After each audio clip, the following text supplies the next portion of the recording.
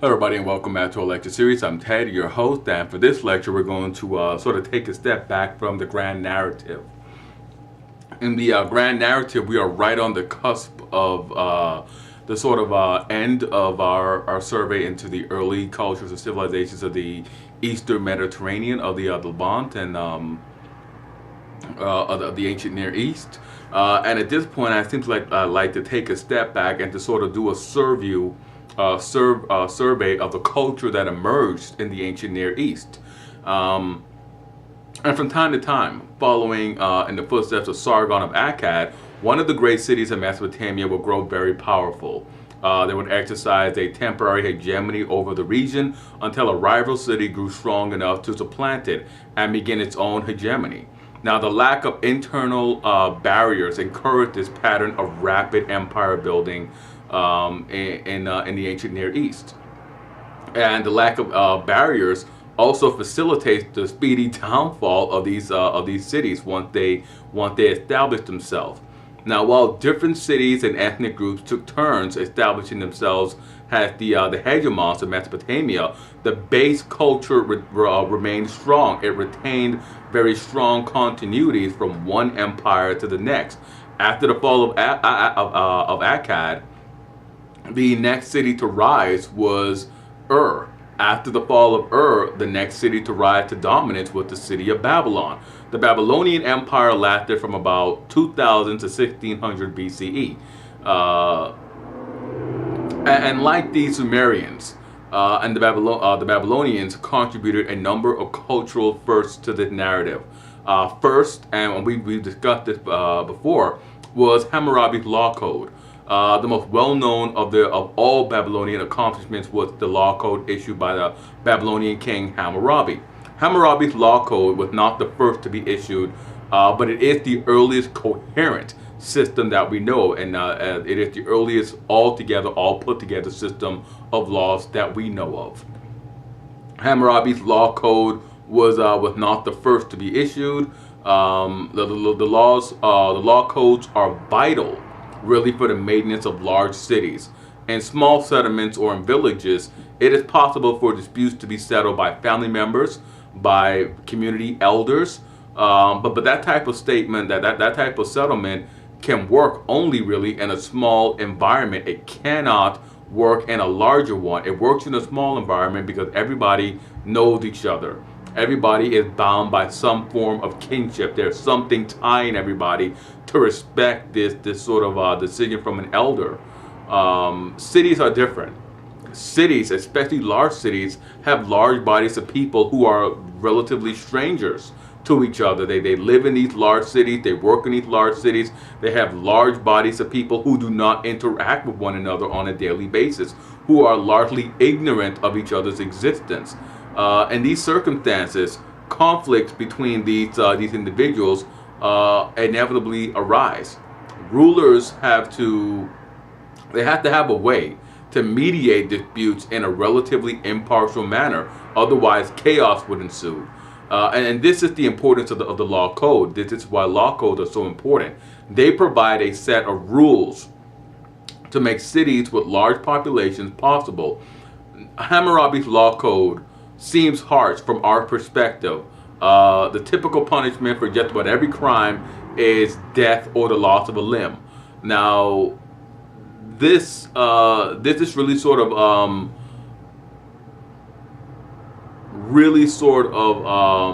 of hints at exactly what the equality was going to be. If someone did this to you, then the exact same thing is going to happen to them. Now, there's also something else that differentiates Hammurabi's law code from the law codes that we know today, and that is there are different punishments for different classes. And all of Hammurabi's law code, all of the retaliatory laws did this sort of reciprocal, you do wrong to me, I do wrong to you, and it's very much emphasized. And I said it before, and I'll say it again. It is very much an eye for an eye, a tooth for a tooth.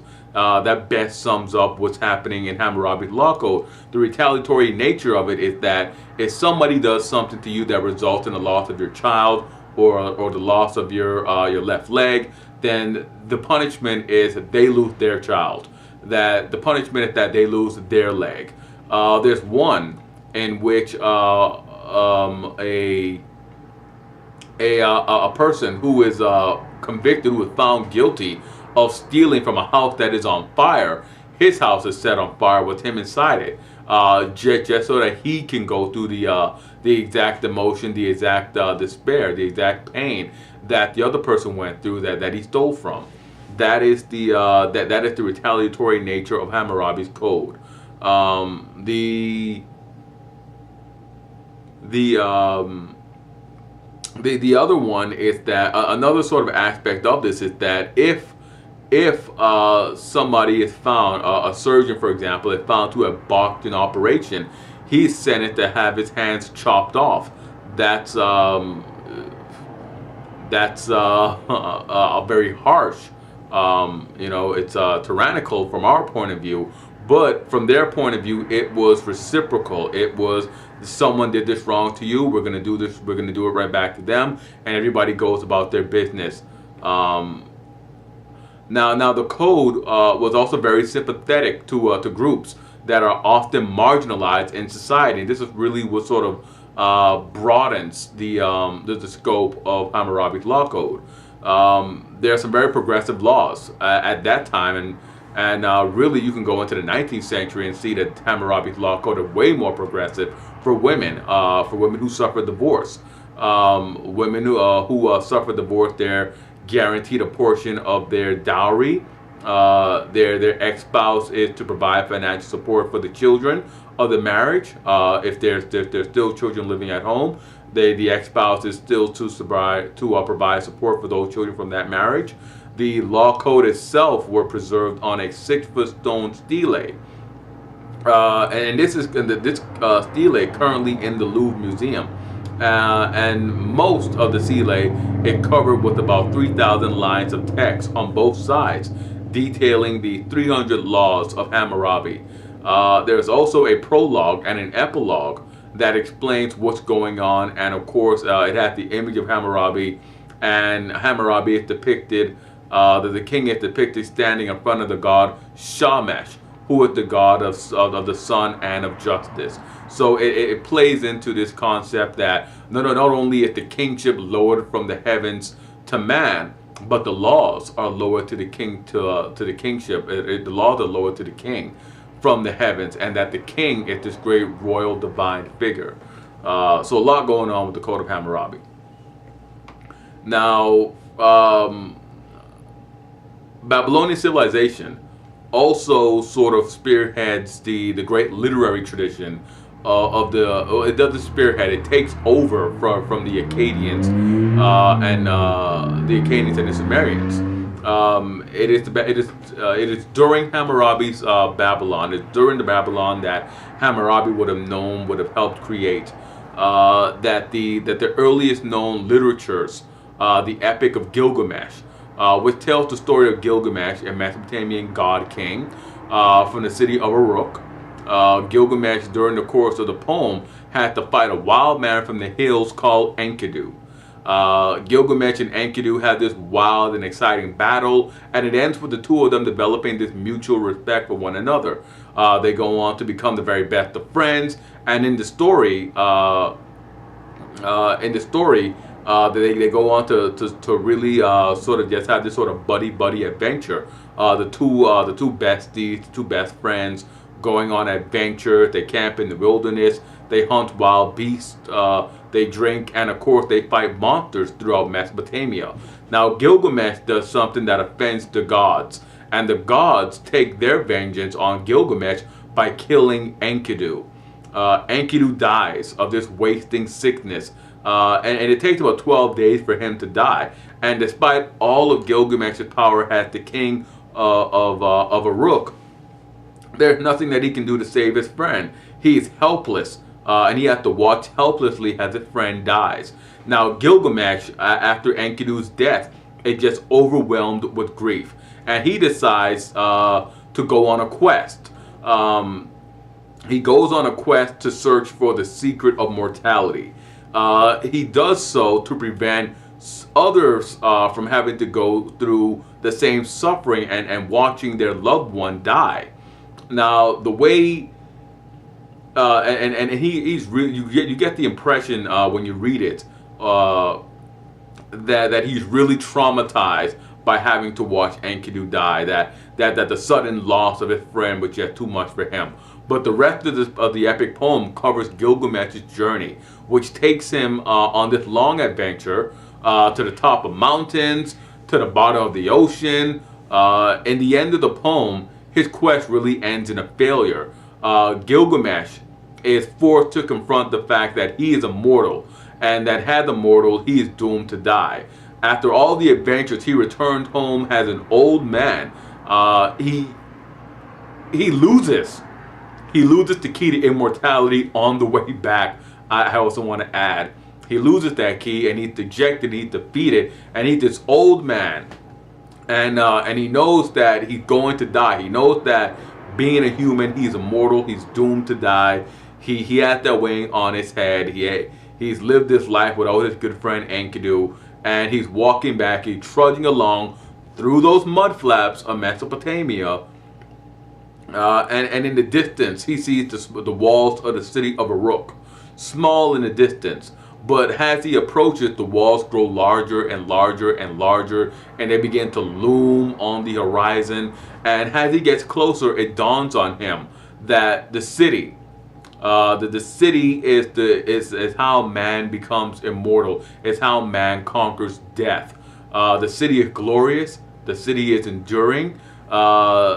This thing that he and other men have created, civilization, is long lasting, and by extension, humans can have immortality through civilization, through the development of their cities. What we create, the cultures attached to those cities, it is those things that live on through the generations, which bears some truth, because here we are, I'm relating the story to you, and we're remembering Gilgamesh, his friend Enkidu, and their accomplishments along with the city of Uruk. I would also like to caption that it's not just the city, but it's writing that endures. It is writing that grants humans immortality. We would not know Homer if he did not write the Iliad and the Odyssey. We would not really know, future generations would not know someone like Akhenaten had he not penned the great hymn to the Aten. So writing, along with the city, along with civilization and culture, those are how mankind overcomes immortality. And now moving on from the Babylonians and their great literary tradition, we now come to this point where something new happens in Mesopotamia. We have foreign invaders come in, and they take over the cities of the floodplains in between or on the Tigris and the Euphrates. There had always been a long history of the peoples of the cities being harassed by these nomadic hill tribesmen who would periodically attack the farmers. Enkidu, from the Epic of Gilgamesh, is a literary personification of these hill raiders. The Elamites are the very real sort of inspiration for these hill raiders that we can draw, that we can immediately look to. The Elamites at every chance come in and they take away what the cities of Mesopotamia have created. They also take away their children. They also take away peoples as well as goods. But Enkidu is this sort of a personification of them, and the Babylonian period comes to an end when the Hittites overrun the entire area. The Hittites are an Indo-European culture, and they create their own empire in Asia Minor, or the Anatolia. Anatolia is the modern-day Turkish name for the region. But they come in and they take over Asia Minor in antiquity, and the Hittites had a technological advantage over the Mesopotamians. The Hittites employed war chariots and used horses. And up to this point, those two had not been used in Mesopotamia. Now, the high water mark of the Hittite Empire was from roughly 1500 to 1200 BCE. At their height, they controlled much of Anatolia. Mesopotamia, and most of the eastern shoreline of the Mediterranean. Other than in warfare, the Hittites do not contribute a whole lot to the new Mesopotamian civilization. They do begin a trend that is the adoption and the dissemination of culture throughout their domains, and chiefly they begin the dissemination of cuneiform writing. Now, the open geography of Mesopotamia not only facilitates the movement of armies but also the movements of merchants. Throughout the Babylonian and the Hittite hegemonies, trade is robust and expands, interlocking internal provincial pockets. These regions sort of interlock and they form this symbiotic relationship with each other. It expands, it interlocks, and the regions outside of this area of Mesopotamia, of the Near East, regions like Greece, they come under the influence of this Mesopotamian region.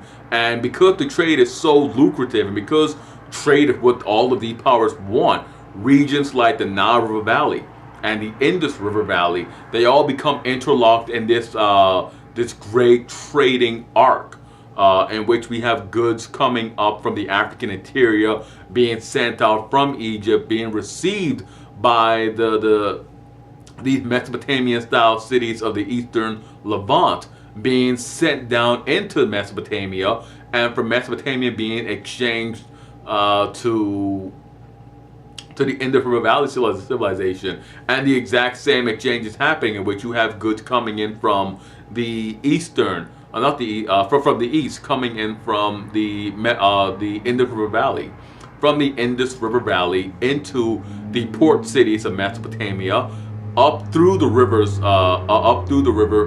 river-based cities, arcing across Assyria and northern Mesopotamia into the Levantine shore, and from there back down into Egypt.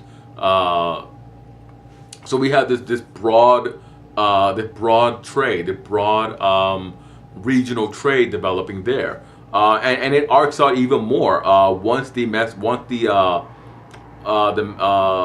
peoples of the Levantine shores, once they become seaborne. This trade links the eastern and the western shores in the Mediterranean, have raw goods flow in from either side, and finished goods flow in from either sides. The coastal cities of the Iberian Peninsula flourish.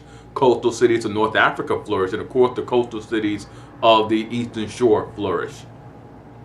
Hittite power begins to fade around 1200 BCE. And after they fall, there are a few centuries where there really is no great state or great city that exerts power or control over the region. In this power vacuum, the region fragments into a number of tiny kingdoms, and these kingdoms compete with each other for hegemony, for primacy. These minor kingdoms manage to establish themselves and flourish, while they are not as important as the major regional powers to our narrative.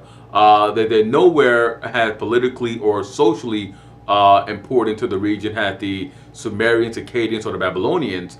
Politically, they nevertheless make significant contributions to our narratives. Looking at the Phoenicians, for example, the Phoenicians and the Hebrews, they play a major role, have recurring major minor players, I should say. The Phoenicians emerge as the great seafaring people. They're the great seaborne commercial peoples of antiquity. They create this commercial empire. They found port cities. They trade goods throughout the Mediterranean, and in the process of doing so, they established Phoenician colonies throughout the Mediterranean world. Again, one of their colonies will become the city of Carthage, which is founded on the coast of North Africa. Carthage again means new city in Phoenician, and it will become a great power and the greatest rival to the growing Roman Empire a little later on. Now, the Phoenicians are also important because it is through them that a number of ideas get passed along from the Eastern Mediterranean to the Western Mediterranean. The written language, of the Phoenicians was derived from an earlier Mesopotamian precedent. The Greeks would adopt the Phoenician alphabet and create their own, from which the modern English alphabet is derived. Hebrews, who at this time had been practicing their brand of monotheism and constructing a unique though interrelated culture, established two political states, both on the eastern shores of the Mediterranean. Their states do not last long. Their unique religion does survive, and their unique religion would have a profound effect on the world. The source of this concept of one God is controversial, and we have already addressed, it has a number of potential influence, or a number of potential sources. For now, we will simply note that Judaism, the religion of the Hebrews, is the predecessor of both Christianity and Islam, and we will address Christianity and Islam at a later date. Now, it was inevitable, given the open nature of Mesopotamia, that another empire would rise up and assert itself, controlling the ancient Near East. The new power, the Assyrian Empire, will prove to be one of the greatest militaristic states of all time. The Assyrians, who gained their name after their great capital, their great founding city, Ashur, they come to power in 900 BCE. And they stand in line with their predecessors, who were very much interested in culture, though they themselves do not have any sort of major preoccupation with martial affairs. Now, the Assyrians build the most sophisticated military machine in the ancient Near East. They used that awesome Assyrian war machine to conquer the entirety of Mesopotamia, and they established a huge empire in the process. The Assyrian war machine employed a mixture of different classification of troops, what we would call combined arms. They used foot infantry, archers, chariots, and they developed a military engineer corps that helped them capture walled cities using siege equipment. They introduced cavalry warfare, horseback cavalry with lancers and archers to warfare. They aggressively pursued objectives using order and determination, which are all the hallmarks of modern militaries. The Assyrians are also remembered for their calculated policy of ruling with terror. They deliberately tried to install terror in their subjects. Some of them were really intimidated by the Assyrians, and others were simply motivated by the terror campaign to shake off Assyrian hegemony. Nearly all of our surviving Assyrian inscriptions are stone pillars put up by Assyrian kings, on which they boast of the cruelty they inflicted on their enemies. Now, these are intended to primarily discourage rebellions, but also to intimidate future opponents. The Assyrian kings kept commissioned they commissioned great public works, and on the public works, what they depict are the Assyrian kings simply hunting lions. They created some pretty graphic works showing lion after lion being riddled with arrows and spear wounds and axe wounds. And a key idea in the culture, the key idea behind this motive was that if the king was a great hunter, if he could hunt the greatest terrestrial animal, or the great lions, he would be a great warrior. They became interchangeable. Great hunter, great warrior, they became interchangeable. Now, the Assyrian kings spent so much time enthusiastically hunting the lions that it appears that they hunted the Asiatic lion, to extinction in the Near East. And once all the lions were killed, the Assyrian kings simply turned to hunting the next largest animal, which was a type of antelope. And there are relief after relief of antelope hunts that the Assyrian kings went on. Every year, the Assyrian army would simply march out and subdue new areas.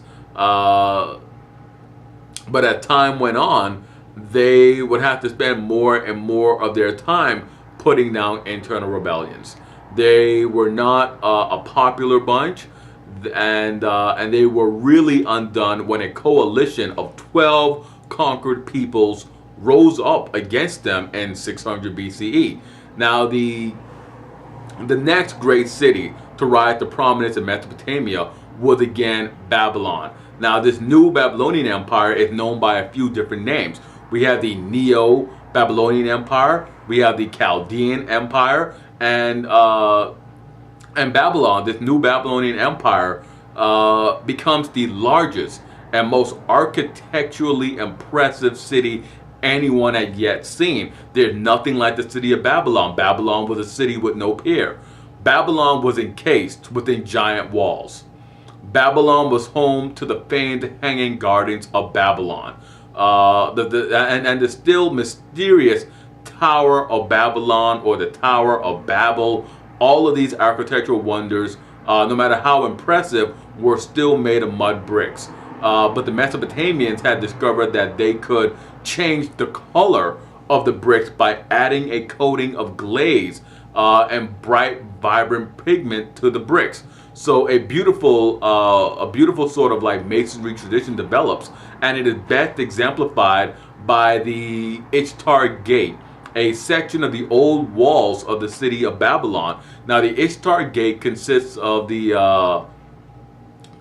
walls that are around 50 feet high, and the entire piece is composed of bright blue bricks with gold animal reliefs.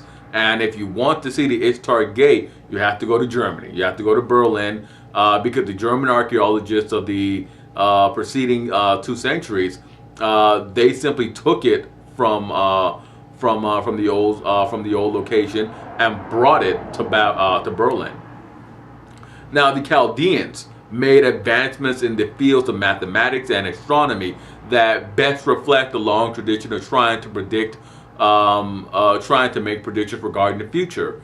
In Mesopotamia, there was a long-standing belief that examining the internal organs of sacrificed animals could reveal the future. Now, another attempt at divination was to study the sky and the constellations, and by their study of the sky and of the constellations, what they developed astronomy.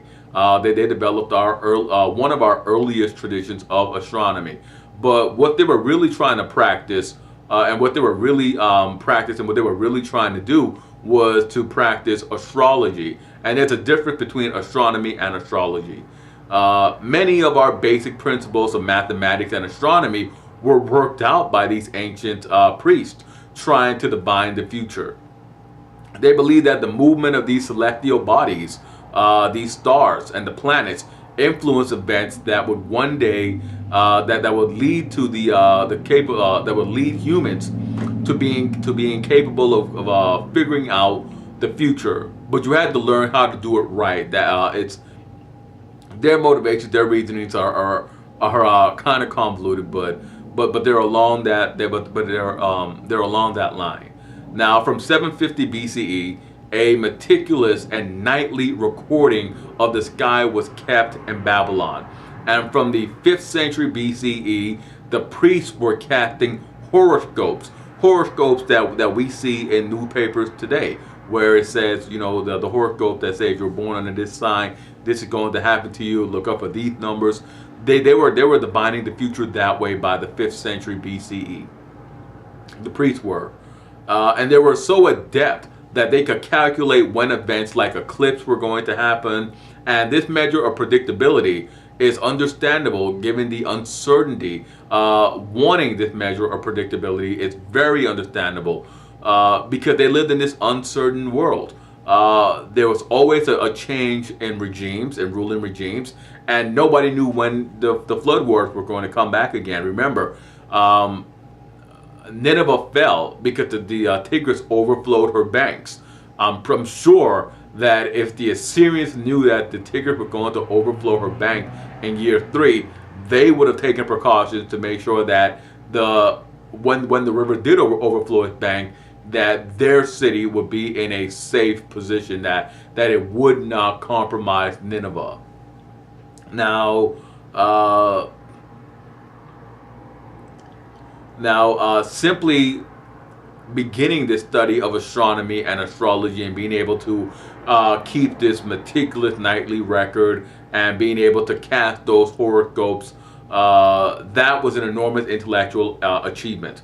And it boosted, it severely, it gave a great boost to the increasing sophistication of these systems that we serve at the heirs for, that we reap the benefits of these major Near Eastern accomplishments. And I want to thank you guys for listening to the lecture. Hit like, subscribe, and comment, and let me know what you thought about that quick analysis. As always, I am Ted, and I will see you guys next time for another lecture.